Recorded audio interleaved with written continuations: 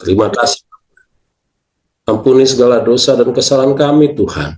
Dan pagi hari ini kami mau mendengarkan bagian daripada firman-Mu, Tuhan, agar sungguh kami boleh beroleh kebenaran dan beroleh janji-Mu dan beroleh berkat yang daripada Tuhan. Bukalah pintu mata hati kami dan jamah kami, setiap kami, Tuhan, untuk kami dilayakkan Tuhan untuk menerima berkat yang luar biasa yang Tuhan berikan kepada kami. Kami percaya, Tuhan, bahwa setiap pagi, Tuhan, kami boleh menikmati berkat yang baru daripada-Mu, Tuhan. Terima kasih, Bapa. Hanya di dalam nama Tuhan kami, Yesus Kristus, kami berdoa dan mengucap syukur. Haleluya. Amin.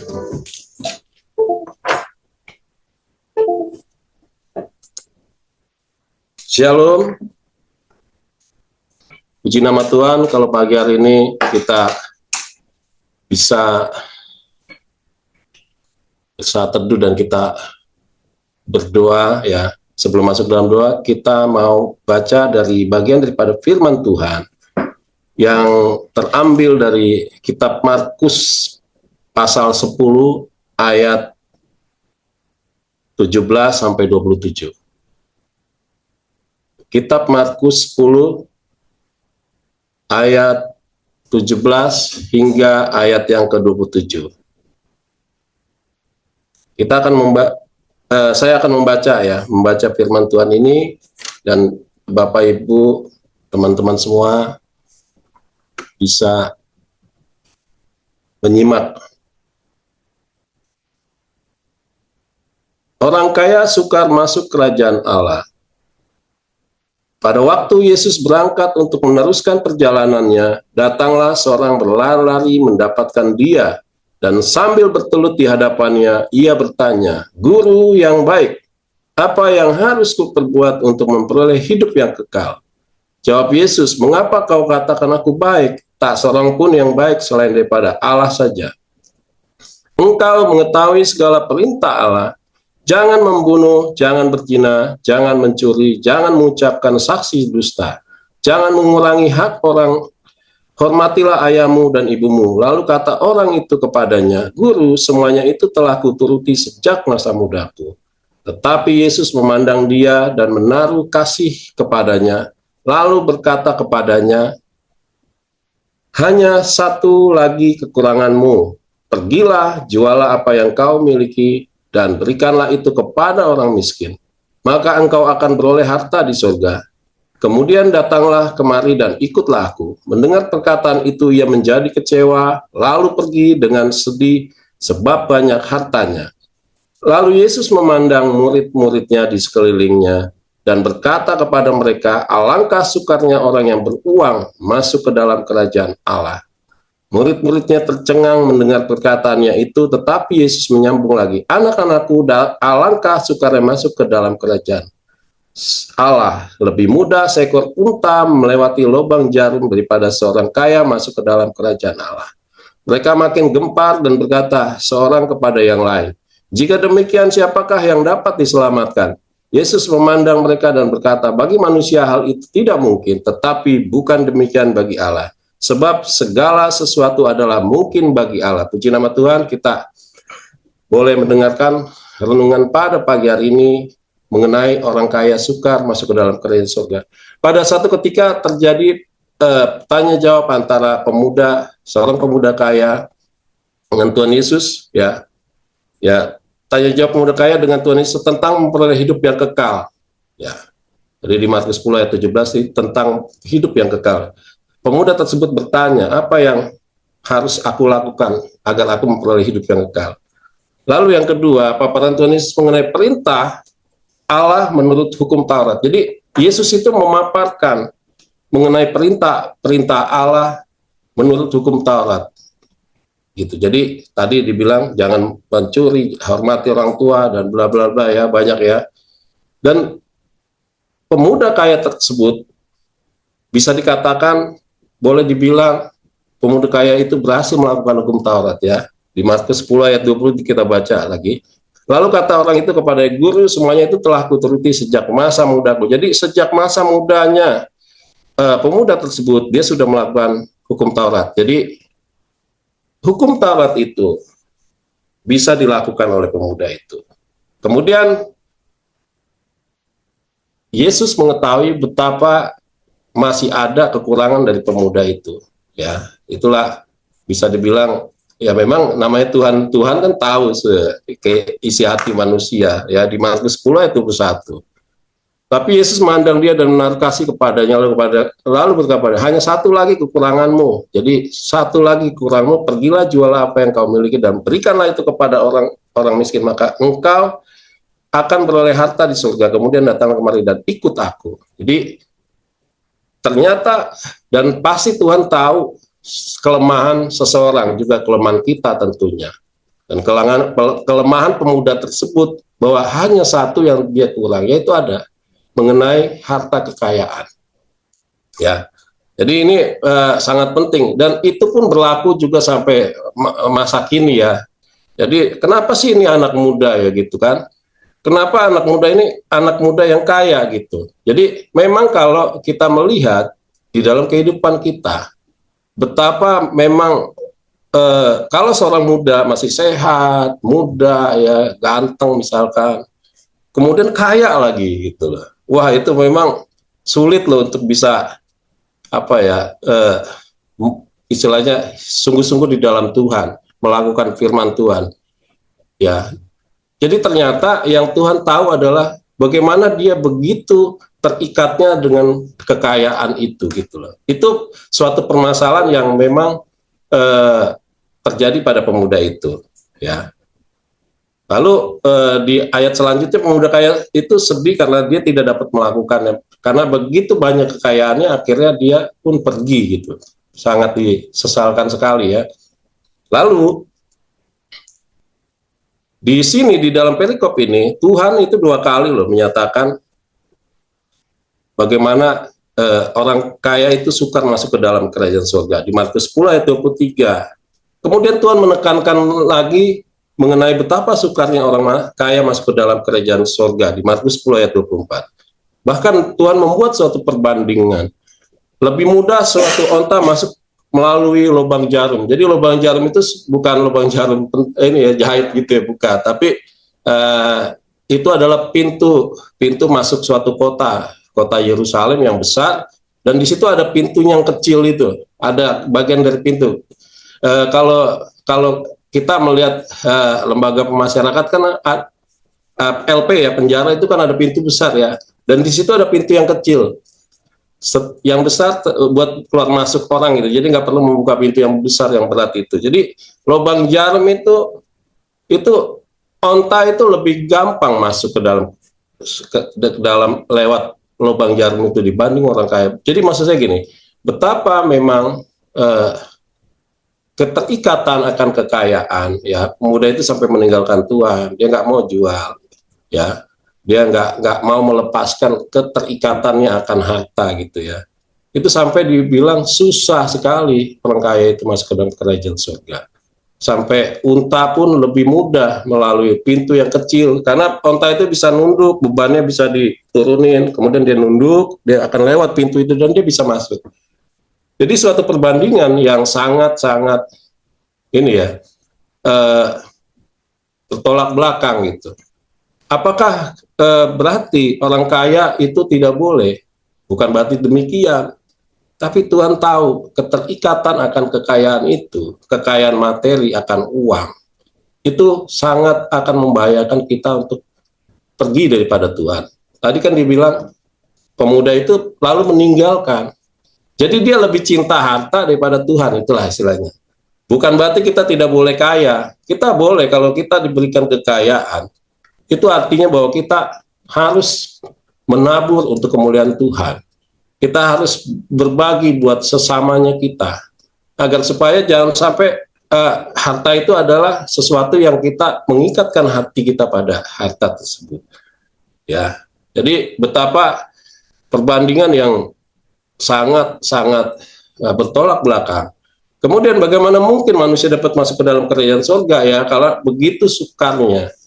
Ya, begitu sukarnya kalau kita bandingkan pada masa ini, misalkan saya seorang kaya, pemuda, masih muda ya masih kuat, sehat, dan saya punya harta yang banyak, saya disuruh menjual harta saya dan meninggalkan harta itu dan ikut Tuhan. Apakah saya bisa melakukan hal tersebut? Nah, itu berpulang pada diri kita masing-masing ya. Dan di dalam firman Tuhan, perikop pada pagi hari ini, itu Tuhan mengatakan bahwa segala sesuatu sangat mungkin bagi Allah. Jadi nggak ada yang mustahil bagi Allah ya. Saya baca Matius 10 ayat 27. Yesus memandang mereka dan berkata, bagi manusia hal itu tidak mungkin, tetapi bukan demikian bagi Allah. Sebab segala sesuatu adalah mungkin bagi Allah. Artinya gini, bahwa tidak ada yang tidak mungkin bagi Allah. Ketika kita melekatkan hati kita kepada Allah, pada Tuhan, pasti Tuhan akan memberikan kemampuan. Salah satu contoh yang kita boleh lihat di dalam Alkitab, ketika Sakyus melihat Tuhan Yesus akan melalui kediamannya. Bagaimana mungkin Sakyus yang terkenal sangat licik, bahkan katanya bahkan pada masa itu pemungut cukai atau pemungut pajak itu dianggap seorang yang sangat berdosa ya. Bagaimana mungkin Sakyus yang kaya raya itu ya, dan pasti dia juga mengambil pajak itu melebihi dari yang seharusnya, itu bisa memberikan kekayaan dia, separuh kekayaannya buat orang miskin. Bahkan kalau ada yang aku ambil lebih daripada itu, maka akan aku ganti 4 kali lipat, katakan demikian.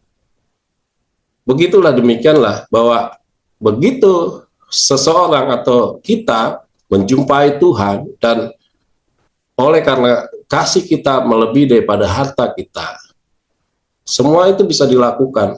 Bukan berarti kita nggak boleh kaya, kita boleh kaya. Kalau Tuhan menganugerahkan kita kekayaan, ya kita itu artinya bahwa kita mau dipakai Tuhan melalui kekayaan kita untuk bisa mendukung pelayanan, menolong keluarga yang susah, atau menolong juga orang-orang di sekeliling kita yang kita lihat ya. Artinya dengan demikian kita melepaskan keterikatan kita bahwa kekayaan itu bukan punya kita gitu. Ya, ini dahsyat sekali. Sampai dibilang melakukan hukum Taurat, pemuda itu bisa. Dia bisa melakukan. Artinya begini, betapa berbahayanya keterikatan seseorang terhadap kepada harta. Jika hati seseorang itu terikat kepada harta, hukum Taurat aja bisa dilakukan. Artinya keterikatan kepada harta itu sulit sekali memang dilakukan. Ya, artinya begitu, karena hukum Taurat itu kan banyak ya. Hukum Taurat banyak sekali. Tapi kenapa mereka anak muda tersebut bisa melakukan? Karena dia terlatih dari kecil ya. Ya, baca Alkitab, segala sesuatu yang perintah-perintah hukum Taurat, mengasihi menghormati orang tua, segala sesuatunya yang di dalam aturan-aturan hukum Taurat itu bisa dia lakukan. Tapi satu hal yang dia nggak bisa, yang Tuhan tahu, adalah keterikatan pemuda itu terhadap uang atau harta kekayaan, bisa dibilang begitulah. Walaupun di dalam perikop ini dikatakan uangnya banyak gitu katanya. Itu yang membahayakan sekali.